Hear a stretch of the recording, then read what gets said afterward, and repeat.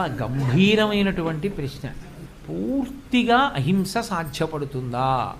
ఎందుకనంటే మనకి సామాన్య ధర్మములు అని కొన్ని ఉంటాయి శాస్త్రంలో. సామాన్య ధర్మములకు మినహాయింపు ఉండదు. ఇది ఎవరు పాటించాలి అంటే కొంతమందే పాటించాలి, మిగిలిన వాళ్ళు పాటించక్కర్లేదు అని ఉండవు. అందరూ పాటించవలసిన ధర్మాలు ఏ ఉంటాయో వాటిని సామాన్య ధర్మములని పిలుస్తారు. సామాన్య ధర్మములలో అగ్రస్థానాన్ని పొందినది ఇది అంటే అహింస. అహింస పరమో ధర్మ అని ధర్మాలలో అత్యంత ప్రధాన ధర్మం. అహింస అంటే హింస చెయ్యకుండుట. హింస అంటే బాధ కలిగించుట. చంపేయడమే కాదు, చంపడం కూడా బాధించడంలో ఒక భాగం. చచ్చిపోయే వరకు బాధించేశాక చచ్చిపోతే ఆ బాధ ఇంక పడడానికి వాడికి శరీరం లేదు. కాబట్టి బాధించడం హింస.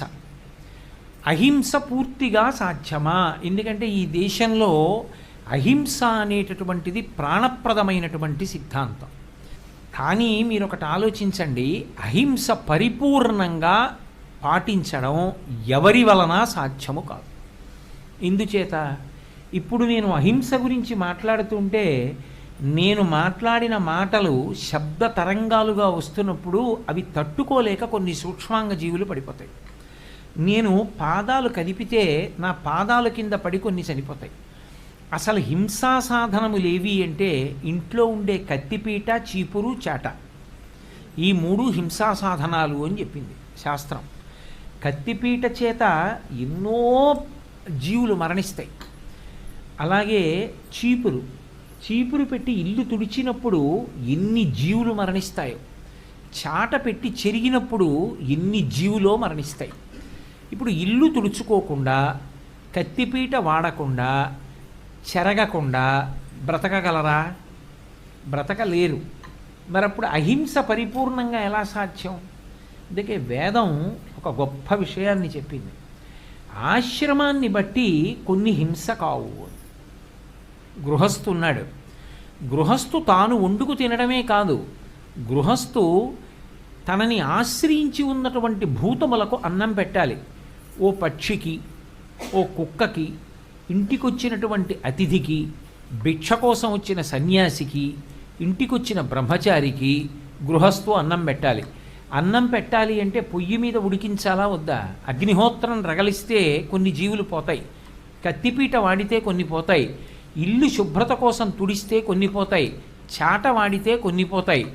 అప్పుడు తాను జీవించడం కోసం ఎంత హింస చెయ్యకుండా ఉండడం సాధ్యం కాదో ఆ హింస జరిగినా సరే అది హింస కిందకి రాదు అని వేదం నిర్ధారించి. ఒక గృహస్థు కత్తిపీట వాడక తప్పదు. అప్పుడు కత్తిపీట వాడితే ఆయన హింస చేసినట్లు కాదు, ఆయన ఇల్లు తుడుచుకుంటే ఆయన హింస చేసినట్లు కాదు, ఆయన చాట వాడితే హింస చేసినట్లు కాదు, ఆయన పొయ్యి వెలిగిస్తే ఆయన హింస చేసినట్లు కాదు. కానీ అంతకన్నా ఎక్కువగా కేవలం తన మనసుకి ఉల్లాసం కలగడం కోసమని చెప్పి వేరొక ప్రాణిని మాత్రం హింసించకూడదు. తను బ్రతకడానికి ఎంతవరకు అవసరమో అంతవరకు, తను బ్రతకడానికి ఇది ఉండగా, ఇన్ని ఉండగా, ఇవి కాదని వేరొక ప్రాణిని బాధించి తాను బ్రతకవలసిన అవసరం ఉందా అన్న ప్రశ్న వస్తే అక్కర్లేదు. ఇంకోలా కూడా బ్రతకచ్చు, అలా హింస పెట్టక్కర్లేదు అన్నాను అనుకోండి, అలా నిరూపించచ్చు అనుకోండి, అప్పుడు దాని జోలికి వెళ్లకుండా ఉండడం మంచిది. ఇన్ని ఉన్నాయి తినడానికి, ఇవన్నీ కాదని ఏదో హింస చేసి తినకు అన్నాను అనుకోండి, అప్పుడు ఏది వాడితే, ఏది తింటే ఎక్కువ హింస జరగలేదు, నెత్తురు కారిపోలేదు, వేరొక ప్రాణి గిలగిల తన్నుకోలేదు, దానితో కడుపు నింపుకోవడాన్ని శ్రేయస్కరము అని చెప్పవలసి ఉంటుంది. ఆ పరిధి దాటితే హింస జరిగింది అని చెప్పవలసి ఉంటుంది. కానీ మళ్ళీ అక్కడ కూడా ఓ మినహాయింపు ఉంది. అసలు దేశ సంరక్షణ చేయవలసినటువంటి వాళ్ళు, బలహీనులైన వాళ్ళని రక్షించవలసిన వాళ్ళు, 10 మంది రక్షణ కోసం తన శరీరాన్ని పణంగా పెట్టి యుద్ధభూమిలో వెళ్ళిపోవలసిన వాళ్ళు కొంతమంది ఉంటారు. వాళ్ళు అవసరమైతే తన శరీరాన్ని ఒడ్డేస్తారు. ఇప్పుడు వాడు శరీర బలాన్ని సంతరించుకోవాలి, దానికోసం తినవలసి వచ్చిందనుకోండి, తప్పు పట్టడానికి అవకాశం ఉండదు. కాబట్టి హింస అనేటటువంటి దాన్ని నిర్ణయం చేయడంలో చాలా జాగ్రత్తగా శాస్త్రం ప్రమాణం తీసుకుంది తప్ప అసలు ఎట్టి పరిస్థితుల్లో నీ వలన ఏదీ మరణించకూడదు, అప్పుడే నువ్వు అహింసావ్రతం పాటించిన వాడవు అని చెప్పడాన్ని వేదం అంగీకరించలేదు. బాగా గుర్తుపెట్టుకోవాలి. వేదం దృష్టిలో అహింస ఏదో అలా ఉండగలిగితే చాలు. వేదం చెప్పిన అహింస పట్టుకోవాలి తప్ప మనం నిర్ణయించుకున్న అహింసా సిద్ధాంతాలు పట్టుకోవడం సాధ్యమయ్యే పని కాదు. అది పూర్తి అహింస ఎవరికి ఎప్పుడూ సాధ్యమయ్యే విషయము కాదు.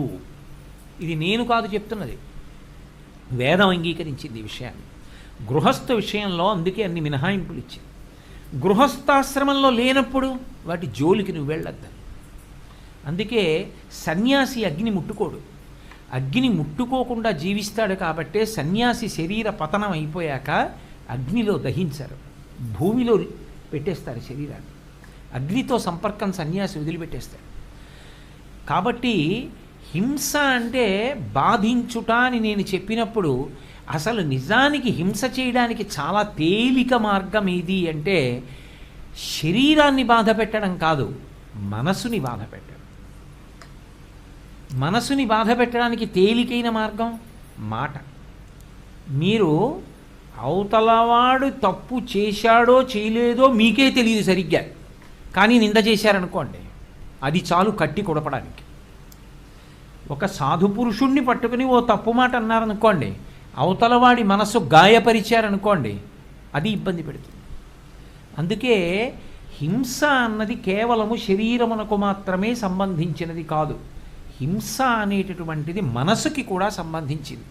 సీతమ్మని రావణుడు హింసించాడు. ఎలా?